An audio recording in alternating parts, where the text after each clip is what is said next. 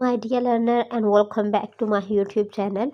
Today again I'm going to add a new video in your playlist where you can know the new grammar rule like past simple interrogative sentences. Okay, so आप usually इस तरह के sentences बोलते हो कि क्या उसने कुछ खाया, क्या वो बाज़ार गया था, क्या उसने खाना पकाया, क्या उसने अपने वालिदैन की बात नहीं मानी। तो इस तरह के जितने भी सेंटेंस हम बोलते तो हैं अपनी कन्वर्सेशन में, लेकिन हमें नहीं पता होता ये कौन से टेंस के हैं।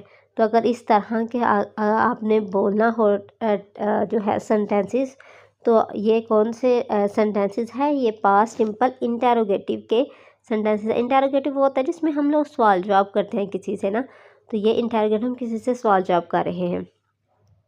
अच्छा, अब ये तो मैंने लिखा हुआ है और आपको ये भी पता है कि लिख अगर आप ये क्या उसने कुछ खाया, तो इसका मतलब है कि आप कुछ ना कुछ पास्ट की बात कर रहे हो कि पास्ट के बारे में पूछे क्या उसने कुछ खाया। हमें ऐसा लग रहा है कि हम अभी बैठे हैं और अभी की बात कर, लेकिन ऐसा नहीं है। जब आपने ये क्या उसने कुछ खाया, इसका मतलब है पीछे, मतलब 10 मिनट 15 मिनट पहले की हम लोग बात कर रहे हैं। क्या वो बाज़ार गया था, तो ये तो था से पता चल रहा है कि वो बाज़ार गया था कि नहीं। क्या उसने खाना पकाया, तो इसका मतलब है जब मैं वहाँ मौजूद हूँ तब की बात नहीं हो रही, हमारे थोड़े से पास्ट की बात हो रही है कि जब मैं घर आई तो मैंने पूछा क्या उसने खाना पका दिया है ना, पका के रख दिया था ना, क्या उसने खाना पकाया। किसी क्वेश्चन करते हैं कि आज भी उसने खाना पकाया कि नहीं। ठीक है जी, ये से हमें पता चल जाता है, सिचुएशन से पता चल जाता है कि पास्ट। लेकिन जब आप बोल रहे हो तो डेफिनेटली आपको पता चल जाएगा कि मैं पास्ट की बात कर रही हूँ कि मैं फ्यूचर की या मैं प्रेजेंट की बात कर रही हूँ। इसे थोड़ा सा सिचुएशन को समझा करें। क्या उसने अपने वालिदैन की बात नहीं मानी। अब आप इसे देखें जी, क्योंकि मानी का मतलब है कि बात, मतलब कल कहा था कोई काम तो उसने अभी तक नहीं किया। अब ये देखें जी, इस तरह के जो हमारे पास सेंटेंसेस होते हैं उनको हम बनाते कैसे हैं। ये इंटेरोगेटिव होते हैं, तो सबसे पहले हेल्पिंग वर्ब शुरू में लिख देते हैं, उसके बाद सब्जेक्ट आता है, उसके बाद V1 और उसके बाद रिमेनिंग सेंटेंस आता है जी। ये इसका स्ट्रक्चर है। स्ट्रक्चर को अच्छी तरह देख लें क्योंकि सारे जो क्वेश्चन हैं वो इसी स्ट्रक्चर से बनेंगे। क्या उसने कुछ खाया, ठीक है जी। अगर कोई एक बीमार है, ठीक है, आप सुबह से गए हुए ऑफिस, आप घर वापस आए हो, तो आपने सवाल किया क्या उसने कुछ खाया, मतलब पूरे दिन में क्या उसने कुछ खाया। तो पूरा दिन क्या है, हमारा पास्ट है ये। ठीक है जी, इस सिचुएशन को आप लोग समझें कि क्या क्वेश्चन होता है, क्या उसने कुछ खाया, क्या उसने कुछ खाया। हमें ऐसा लगता है कि हम अभी की बात करें, लेकिन ये अभी में नहीं आएगा। इसका जो जो है ना हमारा जो ये जो हमारा टेंस है वो हमारा पास्ट में बनेगा। हम पास्ट में इससे क्वेश्चन करेंगे। क्या उसने कुछ खाया, डिड, ठीक है जी, डिड शी।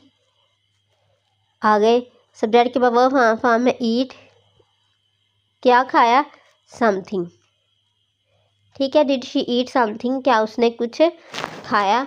तो ये हमें पता चल गया है कि ये पास्ट, हमें सिचुएशन पता चल गया है, तो हम इजीली इसको बना लेंगे डिड के साथ, डिड शी ईट समथिंग। अगर जी हम एक और सेंटेंस देखते हैं जी, क्या वो बाज़ार गया था, क्या उसने खाना पकाया।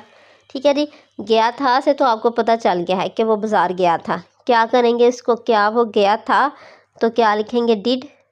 ठीक है, ही के बाद क्या लिखेंगे, पास्ट है तो आपके जहन में आएगा, चलो वेंट वुंट लिख देते हैं, V2 लिख देते हैं तो पास्ट बन जाएगा। नहीं, डिड है तो उसके साथ हमेशा V1 आना है। डिड ही गो टू, गो के बाद टू आता है, did he go to market,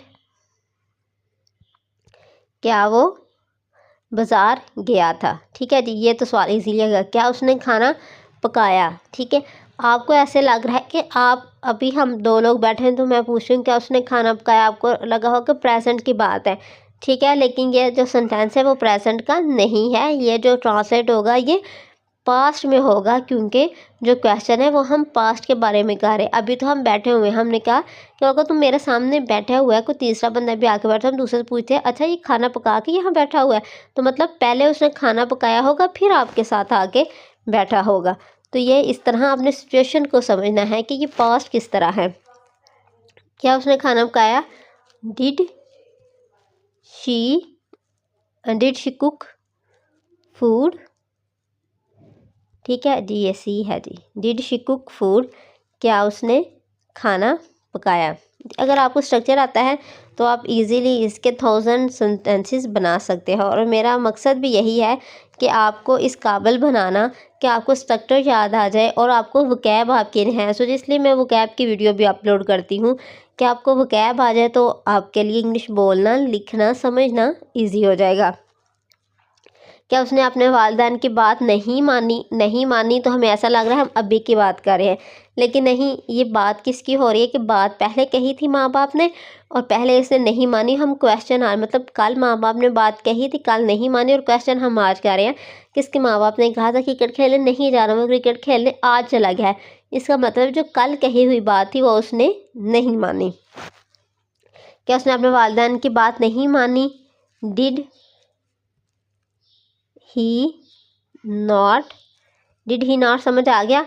अच्छा, ये वो सेंटेंसेस है जिसमें हम क्वेश्चन भी करते हैं और साथ हम लोग नेगेटिव सेंटेंस है, इंटेरोगेटिव नेगेटिव सेंटेंसेस है। ये सवालिया भी होगा, इसमें नेगेटिव भी आएगा। तो इसको बनाने का तरीका ये है कि शुरू में तो सेम रहेगा, डिड आएगा, उसके बाद सब्जेक्ट आएगा और सब्जेक्ट के बाद हम लोग नॉट का एडिशन कर देंगे।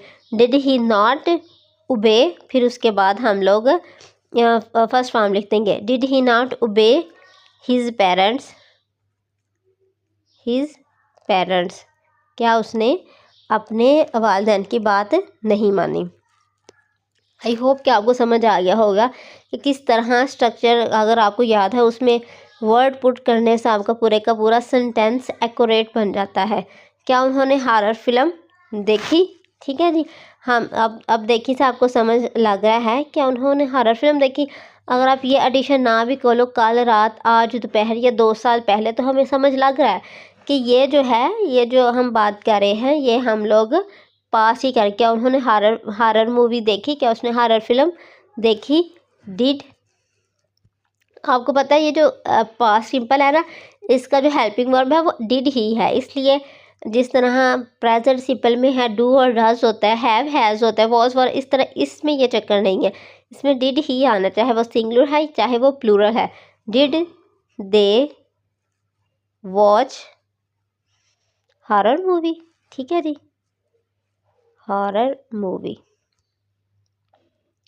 Did they watch horror movie? क्या उन्होंने हॉरर मूवी देखी? ये बहुत सिंपल सेंटेंस है, लेकिन बस इन चीज़ों को समझना होता है कि हम क्या बोल रहे हैं, किस सिचुएशन में बोल रहे हैं, तो ये किस टेंस में फॉल कर रहे हैं।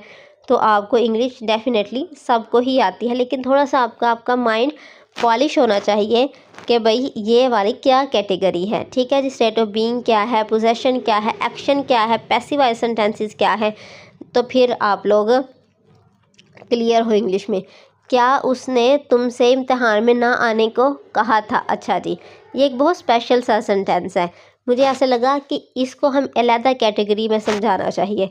ये वाले जो सेंटेंस है, अगर किसी को इसकी ट्रांसलेशन आती है तो प्लीज़ कमेंट में बताइए। ठीक है, मैं बता दूंगी कि आपका करेक्ट है या नहीं, क्योंकि अगर किसी को इसकी ट्रांसलेशन तो डेफिनेटली इंग्लिश में अच्छा बच्चा है कि उसको इंग्लिश की है नॉलेज है कि मतलब कैसे सेंटेंसेस बनाते हैं। अब अगर नहीं भी आता तो मैं इस तरह के सेंटेंसेस पे पूरी नेक्स्ट वीडियो बनाऊंगी कि क्यों मैं कह रही थी ये एक अलहदा स्ट्रक्चर है, इसकी अलहदा से वीडियो होनी चाहिए, क्योंकि मैं इस तरह के सेंटेंसेस बहुत ज़्यादा बोलती हूँ।